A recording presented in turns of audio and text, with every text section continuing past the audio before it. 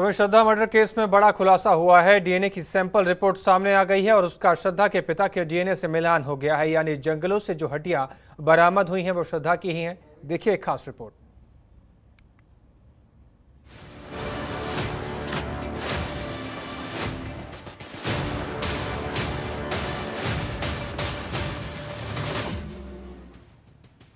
श्रद्धा murder case में एक बड़ा अपडेट सामने आया है।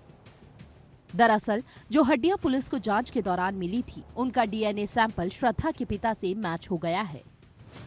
दिल्ली पुलिस ने महरौली और गुरुग्राम के जंगलों से हड्डियों को बरामद किया था।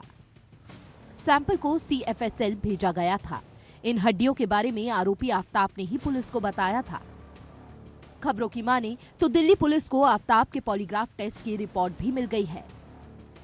आफ्ताब के पॉलीग्राफ और नार्को टेस्ट की रिपोर्ट श्रद्धा हत्याकांड की गुत्थी को सुलझाने के लिए पुलिस इन्वेस्टिगेशन में अहम रोल अदा कर सकती है। श्रद्धा के पिता ने क्या बताया था? आपको बता दें कि श्रद्धा के पिता ने कहा था कि उन्हें 2019 में बेटी ने बोला था कि उसे आफ्ताब के साथ लिव इन रिलेशनशिप में रहना है, जिसके लिए उन्होंने मना कर दिया था। श्रद्धा के पिता ने पुलिस को बताया कि हमारे मना करने पर लड़की श्रद्धा ने बोला कि मैं 25 साल की हो गई हूं और मुझे मेरे फैसले लेने का पूरा अधिकार है।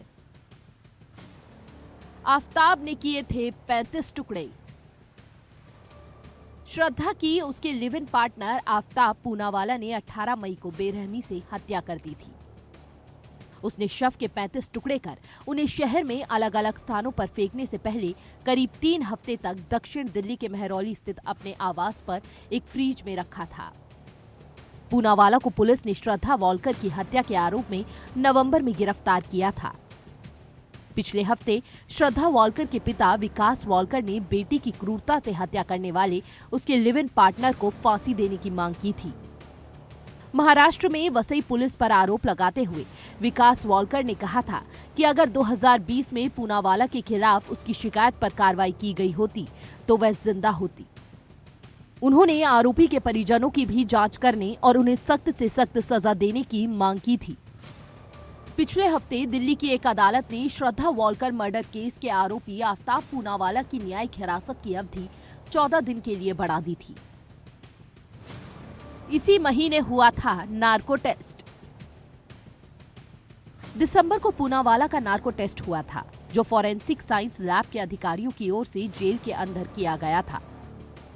बता दें कि 20 नवंबर को दिल्ली पुलिस के सूत्रों ने बताया था कि महरौली के जंगलों से श्रद्धा वॉलकर की खोपड़ी, जबड़े और अन्य हड्डियों के हिस्से बरामद किए गए हैं।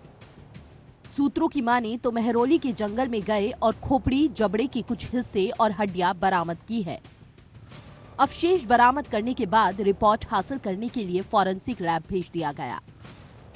पुलिस टीम मैदानगढ़ी के एक तालाब में भी जल स्तर कम होने के बाद अवशेषों की तलाश के लिए गई थी। ब्यूरो रिपोर्ट, जनतंत्र टीवी।